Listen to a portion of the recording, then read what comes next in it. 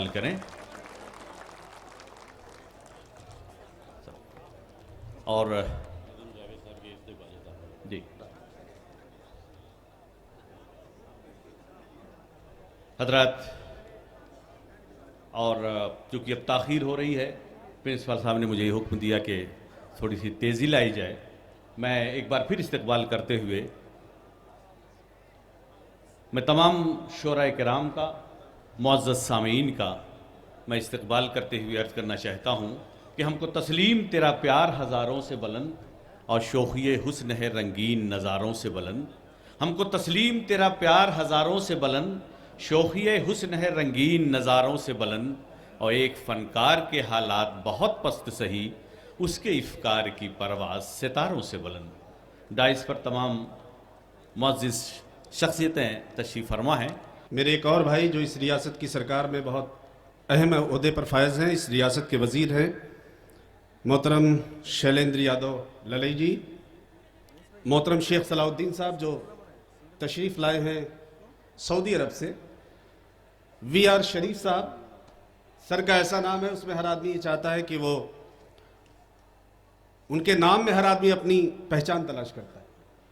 We are شریف صاحب، محترم شاہد نعیم صاحب تبریز بھائی، فیاض بھائی سنگاپور سے چل کے تشریف لائے ہیں، میرے چھوٹے بھائی جاوید صدیقی صاحب تشریف رکھتے ہیں. بہت سارے لوگ ہیں، میں سب کے نام لوں گا تو بڑا وقت لگے گا. بزرگوں، نوجوان دوستوں اور ساتھیوں، میں سب سے پہلے بہت مبارکباد پیش کرتا ہوں محترم ناصر بھائی کو اور تمام لوگوں کو جنہوں نے اس مشاعرے کا انعقاد کیا. اس لیے کہ سبرہت اور سر سید یہ دو بڑی زبردست سرزمین اس لیے ہے کہ ڈاکٹر بشیر بدر جیسے شاعر نے اس سرزمین سے اپنی شاعری کی یا اپنے ادب کی شروعات کی تھی، اور جب مشاعرے لوگ جانتے نہیں تھے تو اس زمانے میں مشاعرہ سبرہت میں ہوا کرتا تھا. تو ہمارا ماضی بڑا تابناک ہے. زندگی کا ایک فلسفہ ہے کہ جو گزر جائے وہ بڑا خوبصورت ہوتا ہے. جو گزر رہا ہوتا ہے اس سے انسان مطمئن نہیں ہوتا، اور جو آنے والا وقت ہوتا ہے اس سے انسان ڈرا ہوتا ہے. جن کو ہم چھوڑ چلے وہ جہاں کیسے ہیں، شاخ گل کیسی ہے، خوشبو کے مکاں کیسے ہیں، اے صبا تو ادھر ہی سے گزرتی ہوگی، اس گلی میں میرے قدموں کے نشاں کیسے ہیں. تو ہمارا ماضی بڑا تابناک رہا، اور میں اس بات کے لیے خاص طور سے مبارکباد پیش کرتا ہوں کہ آپ نے 14 اپریل کا دن چنا. اس ادارے کا نام سر سید ہے، اور ہندوستان میں سیکولر انڈیا کا خواب سب سے پہلے اگر کسی نے دیکھا تھا تو سر سید نے دیکھا تھا. اور سر سید نے یہ کہا تھا کہ ہندو اور مسلمان اس ملک کی دو خوبصورت آنکھیں ہیں. آج 125 سال امبیڈکر کے جنم کے 125 سال منائے جا رہے ہیں پورے ملک کے اندر اور پوری دنیا کے اندر.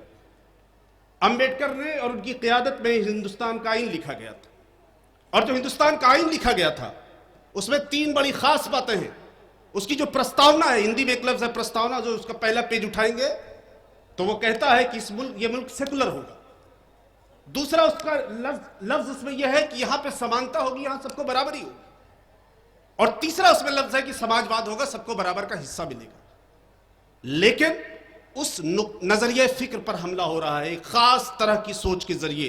میں کسی کا نام لینا اس ادبی محفل میں مناسب نہیں سمجھتا ہوں، اور میں سمجھتا ہوں کہ آج کا دن جو منتخب کیا گیا ہے وہ بہت اہم اس لیے ہے کہ امبیڈکر نے آئین بنایا تھا، اس آئین پر حملہ ہے.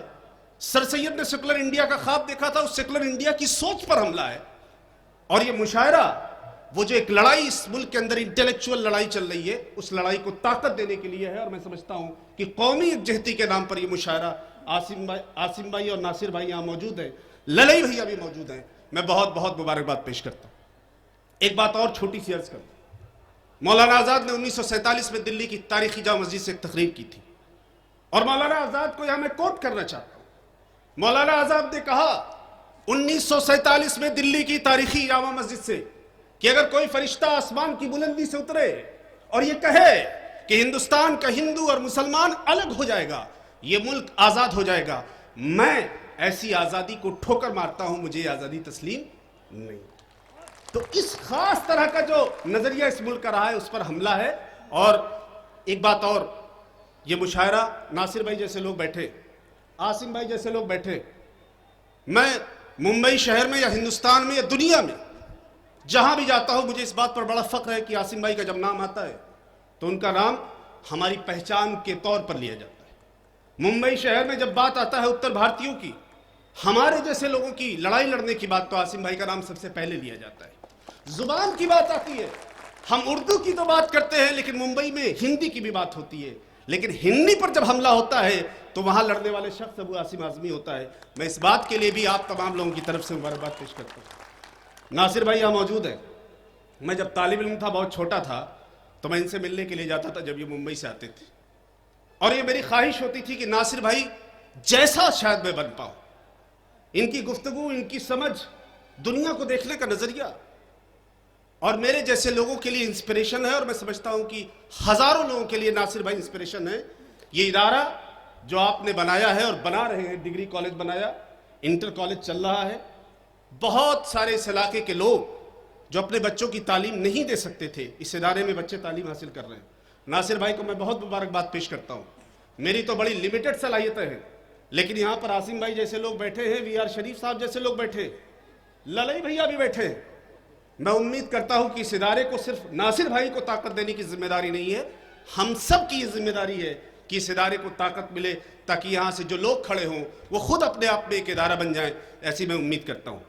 शोराए किराम तशरीफ रखते और जितने शायर आए, मैं समझता हूं कि एक रात नहीं कई रात ये मुशायरा चल सकता है। ऐसे ऐसे शायर हैं जो जिनके एक एक शेर पर पूरी दुनिया कुर्बान हो जाती है।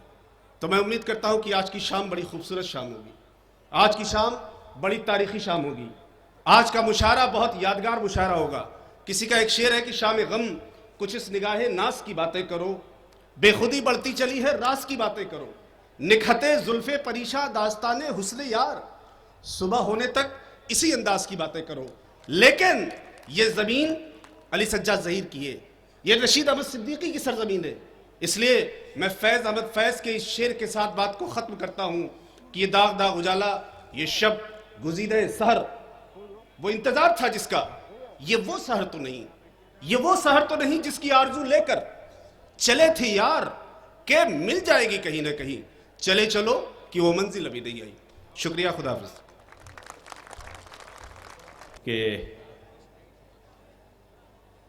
कि बकौल कुंवर महन सिंह बेदी के कि घटा है बाग है, मैं है सुबह है जाम है साकी, अब इसके बाद जो कुछ है वो तेरा काम है साकी। घटा है बाग है, मैं है सुबह है जाम है साकी, अब इसके बाद जो कुछ है वो तेरा काम है साकी।